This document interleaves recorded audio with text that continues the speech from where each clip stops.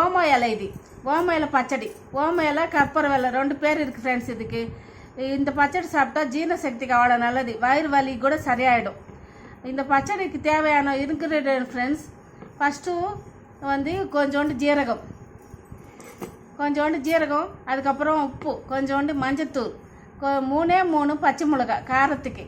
நிறைய போடக்கூடாது ஃப்ரெண்ட்ஸ், ஏற்கனவே நம்ம ஜீரண சக்திக்கு சொல்கிற பச்சடி இல்லையா இது.